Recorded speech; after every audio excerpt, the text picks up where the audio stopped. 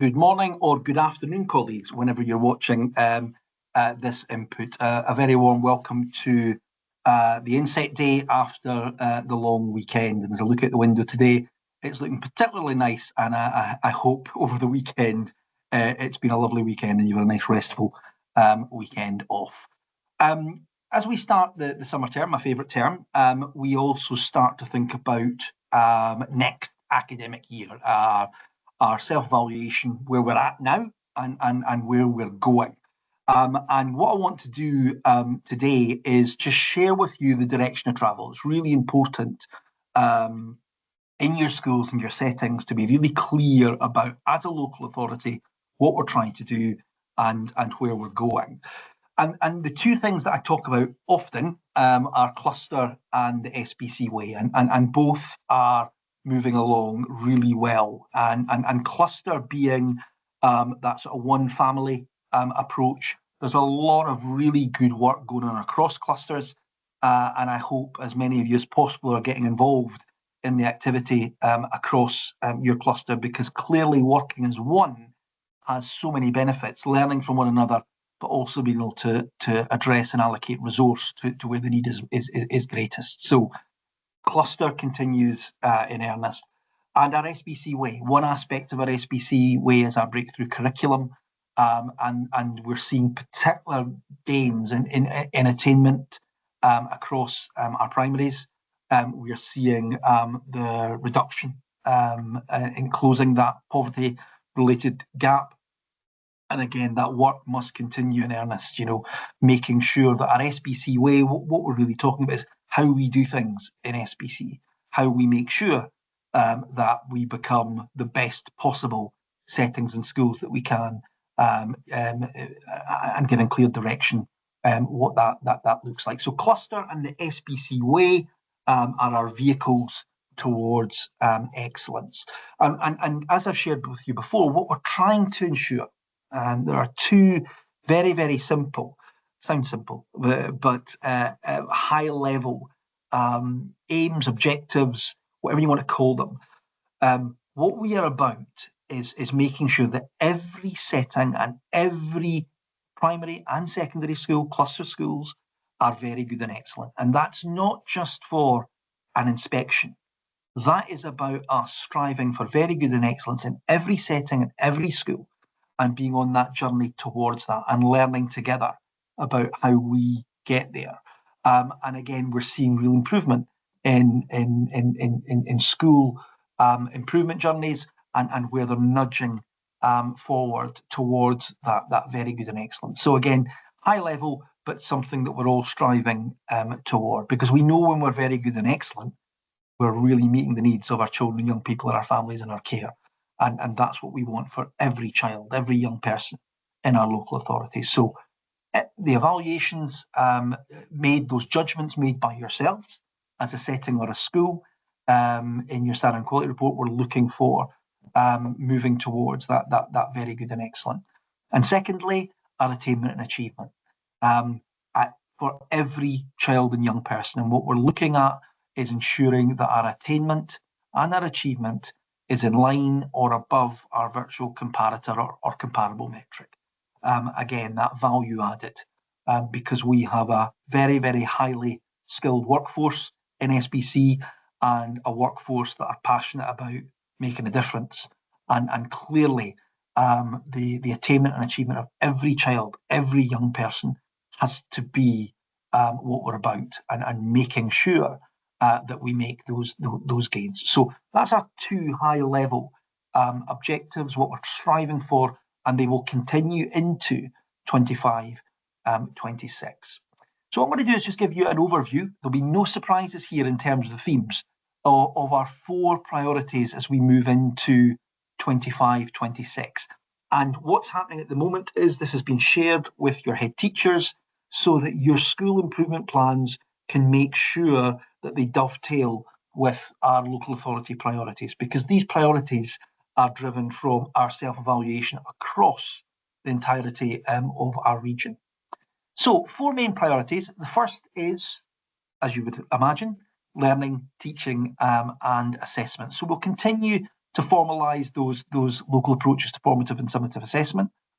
Piloting some really good work in terms of introducing project-based learning, the rigour of project-based learning, the evidence base of project-based learning, to really make a difference through that assessment pedagogy and practice. So real work going on in the forthcoming academic year with a view of scaling this up across the local authority. But that's really one to watch and get involved in, and for that to be a really rigorous aspect of our learning. Continue the tracking and monitoring that we're developing from 3 to 18, and then that introduction of the profile of attainment, achievement and skills, and there's some national movement in that. So again, at a school level, a setting level, your head teacher will share some of those developments with you. Priority 2, curriculum, and ensuring that we've got a coherent, equitable and enriched curriculum. So we're well underway with the development, but we're now looking at that implementation of the SBC Way Learner Pledge.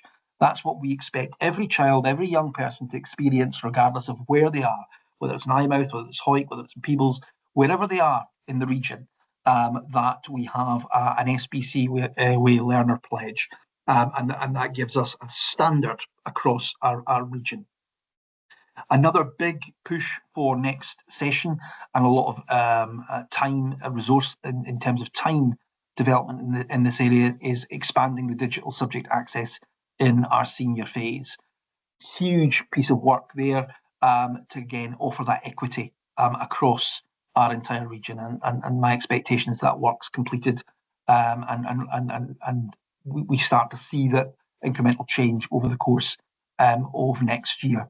We're also looking at pathways within particularly the senior phase, with looking at foundation apprenticeships and how we weave them in, and those pathways to positive sustained destinations, again through our curriculum. So looking at that coherence, the curriculum, designing structure of our curriculum.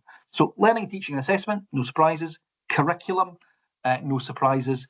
And third priority, inclusion and wellbeing, no surprises. Bolstering the universal and targeted support for learners, and you'll see a letter that will come out just after school today from our principal educational psychologist that will detail some of the work that we are unveiling in this particular area of universal and targeted support. Continuing on promoting our inclusive nurturing approaches across our school, and there's some outstanding practice within the region. We want to share that and learn from that. And then develop our cluster pupil support model, that team around the cluster. And again, looking at pupil support in its widest sense. So forgetting about demarcations or silos, but actually pupil support in its widest sense. So we'll be speaking and sharing some of the direction of travel with our pupil support staff in the weeks ahead, because that's an exciting development, and we're looking at some additionality in there in order to bolster that service. So again, watch this space for some excellent work that's going to be taking place in that space, but also opportunities for you all to be involved. And our fourth one, that technically should be our first one, leadership and capacity. We are launching our leadership framework, that's particularly aimed at head teachers, again, giving that framework so that they can continue to develop, but we'll be looking at that at other levels within leadership. We've got our leadership exchange program nearly ready to move on. That will give you the opportunity, if you're sitting there today as a middle leader or a senior leader, to get the opportunity to exchange and move school or setting, to have an opportunity to spend a bit of time in a different setting, in a different school, particularly if you've been in a school or a setting for a long time, to give you that sort of, fresh pair of eyes going into another school or setting and learning together, because that's what it's all about. So again, you'll hear about that. That's come through our Leadership Academy. Also the Apple Learning Coach strategy. Again, that's coming online, so you'll hear about work in that area. And finalising our accredited pathway to headship, because we know sitting today are people who are early into the profession, and are aspiring head teachers and really with the right support and guidance could go on an accelerated path to headship. So again, that may be you. If you're sitting there today thinking, I am really dedicated, I've already proven that I'm developing at pace in my current role. I am really keen to move on to headship, and with the right support, guidance, coaching, mentoring, and professional learning, I would be really, really keen to develop at pace. So again, we're looking at the cohort that will be involved in that for 25, 26. So learning, teaching, assessment, curriculum, inclusion and wellbeing, and leadership are our four priorities as we move forward into the next academic year. But whilst all that planning is going on at authority level, whilst in your setting in school, that you're taking breath, you're looking back on the academic year that has been, you're self-evaluating, you're evaluating where you're setting your school is at, and then setting at every level within your school and setting those improvement priorities moving forward. I think it's really important that I shared with you the overarching priorities so that they all dovetail with what we're trying to do across our region. The summer term, as I say, my favourite term, light in the morning, light at night, longer days. I hope you have a really fantastic summer term in terms of that, looking backwards, but looking forwards, because clearly the work that you do every single day is contributing to improved attainment, is contributing to our settings in schools, nudging forward in terms of the day where I hope every setting, every school is very good and excellent. And the only people that can do that are you. And that's why we are proud of our workforce in SPC, because we have a high quality, high skilled workforce that are passionate about making a difference.